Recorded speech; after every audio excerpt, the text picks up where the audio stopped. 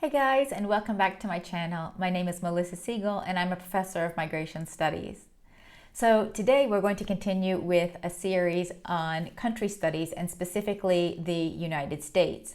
So today I'm going to be covering the history of migration policy in the United States, specifically covering immigration policy and citizenship and naturalization policy.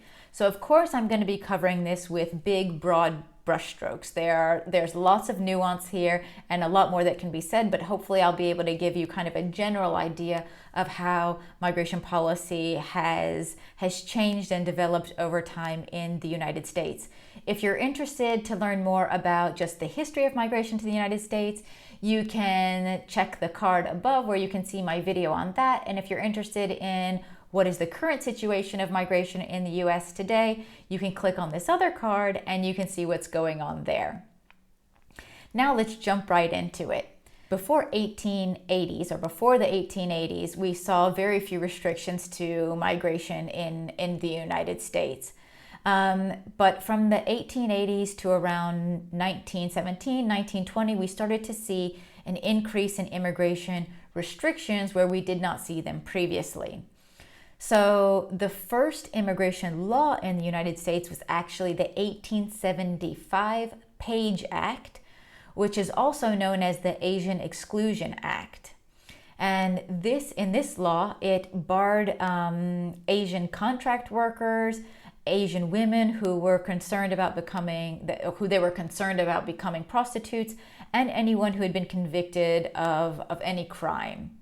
So this was the beginning of U.S. immigration policy. And in 1882, we also had the Chinese Exclusion Act. So this excluded all Chinese laborers from entering the country. And what you saw was that these policies were already starting to show preferential treatment to white Europeans. And it was generally white Europeans or those from white European descent that were the ones that were making these laws. And this time they wanted to start to restrict who could come into the country on the basis of race in many regards. Now, in 1907, the United States Immigration Commission was formed, and this was formed to study the origins and consequences of recent immigration to the United States. And it spanned a period from 1907 to 1911. And what came out of that was a report that gave some specific suggestions.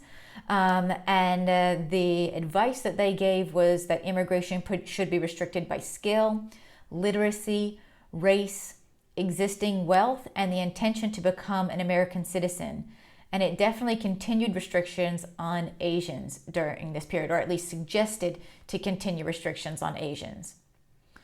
So then we come into an era of from around 1917 to 1965, where you really had an era of restrictionist immigration policy.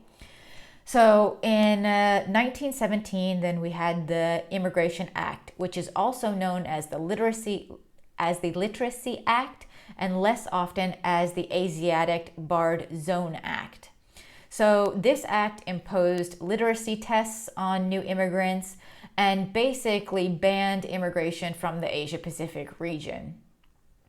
Now, the Immigration Act of 1924 really followed up on the previous act from 1917. And the purpose of this act was really to preserve the ideal of U.S. homogeneity. And by that, you can basically read white Europeans. So a total immigration quota of 165,000 immigrants for countries outside of the Western Hemisphere was set up, which was an 80% reduction from the pre-World War I average. So this really was looking to curb immigration.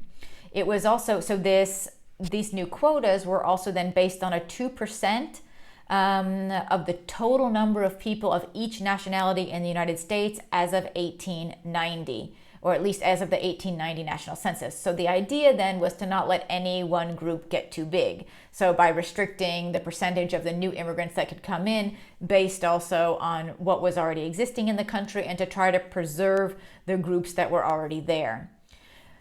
The provisions also still barred many people from citizenship due to race or ethnicity. And these were people commonly regarded to be from a non-white lineage. So we'll also come back to citizenship policy a bit later. World War II changed a lot of things in the United States and had a profound effect on the immigration policy of the country. So one of the programs that did start and continue during the post-war period was the Bracero program. And this was a specific program to have migration from Mexico, specifically mainly working in the agricultural sector. And this was a program from 1942 to 1964, and it really locked in to some extent the dependence of the United States on Mexican labor, especially in the agricultural sector. Between 1942 and 1964, as many as 4.6 million Mexicans came to work in the United States, and this also helped to develop migration networks. So at the end of this program, also the majority of Mexicans did go back to Mexico, but some also stayed, and those helped to create many of the links that we see today. Then as far as immigration from Asia is concerned, we saw a few different acts in a post-World War II period that were important. So the first one was the 1943 Magnuson Act and the 1946 Lucy-Sellier Act. So this brought an end of Chinese exclusion after 62 years. And the reason for this was really because China had been an ally to the United States in World War II, and this was kind of seen as a token of thanks and to show appreciation to an ally in the war. So an annual quota was set at 105, and at the same time, quotas for Indians and Filipinos were also set, as well as Pakistanis in the following year. And now everyone was also able to naturalize. So this didn't open it up extremely, but it did start to open up immigration to other countries. Then the 1945 War Brides Act was also quite important. It allowed spouses, children, and later fiancés of members of the U.S. Armed Forces to enter the U.S. under non-quota immigration rules. And this was quite important because of the US's presence in Asia, and especially in the Pacific and in the South Pacific following World War II, where many of the servicemen did end up partnering and coming back with brides from these areas. So this really opened up immigration from Asian countries, and it also started to change the demographics from many men coming from Asian descent previously to now more women of Asian descent also. Now, World War II also had profound effects on the development of refugee policy internationally, but also in the United States.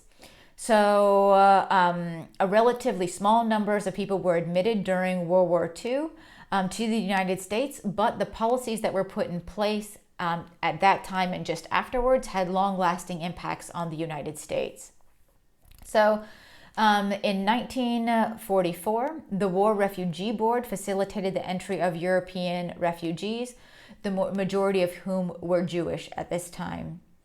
The Displaced Persons Act eventually also admitted 415,000 Europeans between 1948 and 1950 to the United States, with 70% of these being from Eastern Europe and the Soviet Union, and 16% being Jewish. Now, at this time, there was still a preference for those with American relatives, and sponsors were required. Between 1949 and 1952, almost half of the new immigrants that were admitted to the United States were refugees at this time.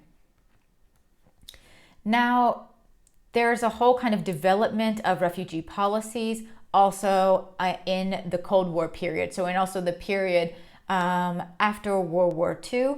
At the same time, there was also the 1951 Refugee Convention that was put into place also, which did have impact also on U.S. policy, although the U.S. is still not a signatory to this convention. So what you see still is that many of the principles laid down in that convention were still taken over by the United States. So the 1953 Refugee Relief Act admitted 214,000 refugees as non-quota immigrants to the United States. And in 1957, Congress defined refugees to be those persons fleeing persecution in communist countries or nations in the Middle East. So you can see that here already refugee policy was designed and targeted towards certain groups. And the Cold War period had a very profound effect on who could come to the US or be admitted as a refugee in this period. So in the 1950s and 60s, we saw an influx of Hungarian refugees who rebelled against the communist government, and of Cuban refugees after the communists took over during the Cuban Revolution. Then fast forwarding a bit, the 1965 Immigration Act included refugees and quotas of up to 10,200. So we had quotas then on refugees. This quota, though, was clearly inadequate for the numbers of refugees as a result of the Vietnam War. Special presidential decrees had to come into place also to make room for this group of refugees. And around 400,000 Vietnamese, Cambodians, Laotians were admitted to the U.S. between 1975 and 1979. Then in 1980, there was the Refugee Act that set a cap of 50,000 refugees per year and adopted the UN definition of a refugee. And if you're interested in more on who is a refugee and the definition of a refugee under the UN and the 1951 Convention and the 1967 Protocol, you can check out my video linked here where I talk specifically about refugees worldwide. So nowadays, the president actually determines the numbers of refugees that will be admitted in the following year. And this is discussed also with Congress, but the president of the United States has a lot of power here on the admissions of refugees to the United States. And you can see how this has also changed with different presidents.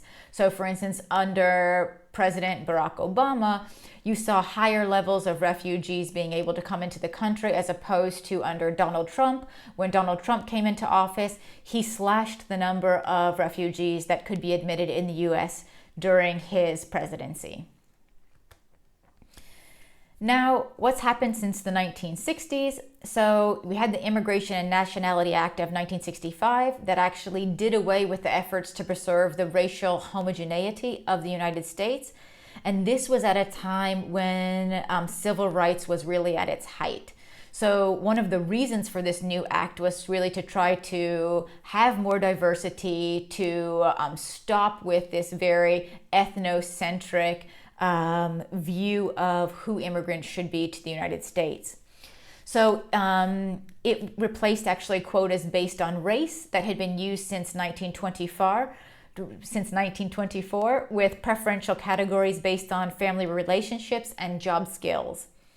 At this time, 170,000 visas for immigrants from the Eastern Hemisphere and 120,000 from the Western Hemisphere were put into place, with no single country having more than 20,000 visas in a given year.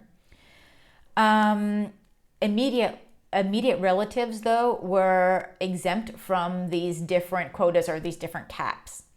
And in 1978, this was replaced with a worldwide immigration visa quota of 290,000, so the same number as previously, but now it was just a worldwide, not split up by different hemispheres. At this time, and also still currently, 3/4 of admissions were reserved for those arriving in family categories. So you can see that still so much of U.S. policy is really built around family ties to people already living in the United States. Now, something that the U.S. might be quite famous for is their visa lottery, or the diversity visa lottery. This was established by the Immigration Act in 1990, and what it does is it allows for there to be 55,000 visas available annually to applicants in this lottery process.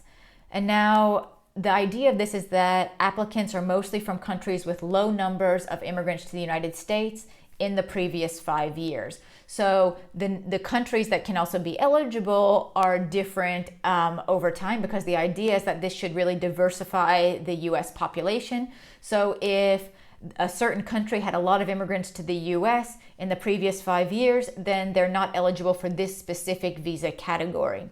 So every year, 55,000 new immigrants are given visas through this lottery system. What's interesting, though, is that it's 55,000 every year, but there's a huge demand for this visa lottery. So just in 2018, more than 23 million people applied for this visa. So you can see that there's a big discrepancy between supply and demand in this regard. Now, countries that benefited and are no longer eligible are countries, for instance, like Brazil or Pakistan or Bangladesh. And that is just because nowadays they have such large populations in the US every year that it is seen that they don't need this specific visa category to bring them into the country. Here you can see a figure also from the Washington Post that actually shows the applicants that were selected in a given year, just to give you an idea of what this looks like.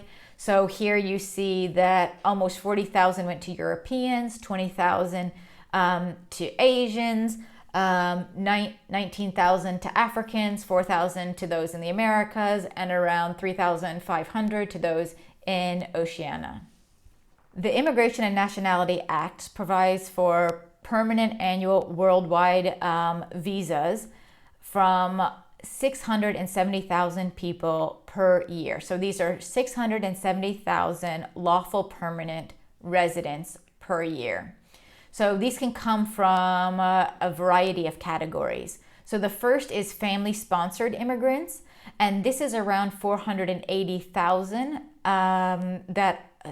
480,000 places that are specifically specified for family-sponsored immigrants. These could be immediate relatives, so spouses, children that are minors, and parents of US citizens, and also family-sponsored preference immigrants. So this family migrant category is really taking the largest chunk of the immigration quota in any given year. Then there's the employment-based preference immigrants, and there are around 140,000 visas set aside specifically for this group. And then you have the diversity migrants, and that's the visa lottery, that are about 55,000 per year. Then on top of that, you have refugees and asylum seekers and other vulnerable populations that are determined by the president in that given year.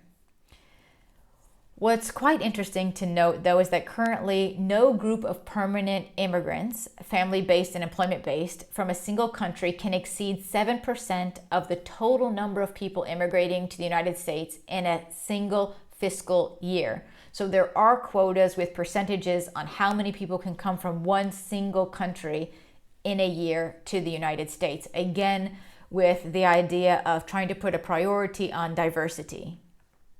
Now let's talk about citizenship and naturalization policy. So the first Naturalization Act came into place in 1790, and it limited naturalization to free white persons of good character. So you can imagine there were a number of people who were then excluded by this specific policy. Many women were actually still excluded from this policy. Native Americans, obviously those that were coming as African slaves, and others all didn't have access to citizenship at this time. Then about 100 years later, or almost 100 years later, the Naturalization Act of 1870 extended the naturalization process to aliens of African nativity and to persons of African descent. But it also revoked the citizenship of Chinese Americans. So it gave some and it took some away. But a very important Supreme Court case in this regard was the case of 1898 in the United States versus Wong Kim Ark.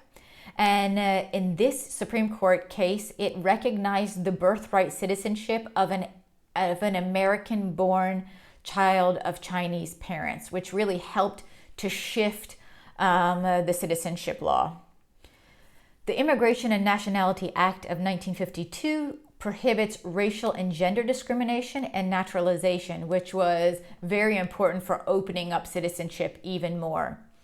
And there's even a most recent amendment to the Immigration and Nationality Act in 2001, which states that anyone who wants to become a citizen and wants to naturalize needs to meet certain residency requirements, have no convictions, have no criminal convictions in any country, have knowledge of the Constitution and the English language, and must pass a test on American principles. So you can see that there are more and more layers also being added to this. While it's been opened up for gender, nationality, and many other things from a diversity perspective, being able to meet the naturalization requirements has also gotten a little bit more difficult with regard to having to show your kind of Americanness. Now, if we look at refugee policy has also changed a bit over time, but currently refugees are resettled according to what we call processing priorities and face a multi-level screening process that aims to confirm their biographical details and security background. So this is quite a tight process. The current priorities that are used are, first, priority 1. These cases are identified and referred to the program by UNHCR, or the United Nations High Commissioner for Refugees. Could also be referred by the United States Embassy or a designated non-governmental organization. So a lot of these are actually coming from UNHCR. Then priority group 2 is groups of special humanitarian concern identified by the U.S. Refugee Program. And priority 3 are family reunification cases, so spouses, unmarried children under 21, and parents of persons lawfully admitted to the United States as refugees or asylees or permanent residents or green card holders, or U.S. citizens who previously had refugee or asylum status. So it's really about reunifying family members with those that have come to the U.S. previously. So these are the three priority tiers under which refugees are generally admitted to the United States. Now, undocumented migrants or irregular migrants are also another big topic and are subject to quite a few different types of regulations and policies over time. I'm not going to get into all of the migration policies that have created undocumented migrants, which are quite a few, and there are plenty of colleagues in the United States who are doing plenty of work on this. If you look at Douglas Massey's work, he will very nicely explain how so much of the U.S. immigration policy has actually created undocumented migrants and irregular migrants where it was completely unnecessary. But let's just look at specific acts having to do with irregular or undocumented migrants. So the 1986 Immigration Reform and Control Act, or IRCA for short, legalized most undocumented immigrants who had arrived in the country prior to January of 1982. But at the same time, so this was a massive legalization campaign, but at the same time, it tightened border controls, it increased penalties, for hiring undocumented migrants. Now, at this time, about 3.3 million people were legalized. So their status went from being undocumented or irregular to being legal residents of the United States.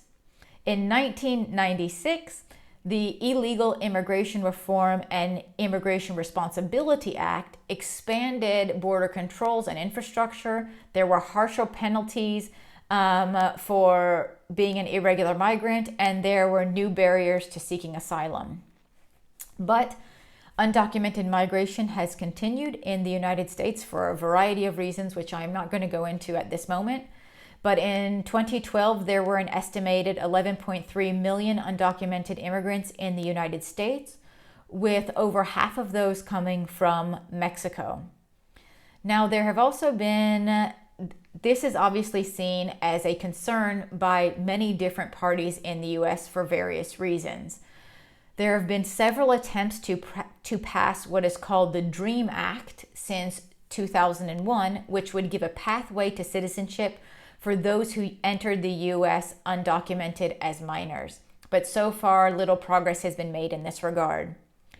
In 2014, there was the Deferred Action for Childhood Arrivals program that was put into place, or DACA, which gives a renewable 2-year period of deferred action from deportation and gives eligibility for a work permit for children who were brought to the US as children and are undocumented. So obviously, seeing that it was no fault of those children that they were undocumented, this policy was supposed to give some kind of relief, but there's still lots of contention also over this policy.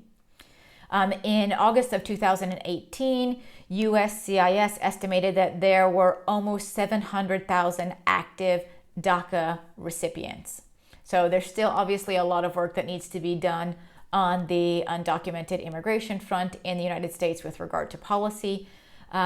It's interesting because many of the past administrations have also tried to make immigration reforms, which we know are very needed, but it's always been a difficult topic to try to bring new reforms in, and we'll see what the future holds in this regard. If you found this video helpful, please like, subscribe to the channel, hit that notification bell, and keep a lookout for other videos and other country study videos in particular. Thanks for joining me, and I'll see you next time. Bye-bye.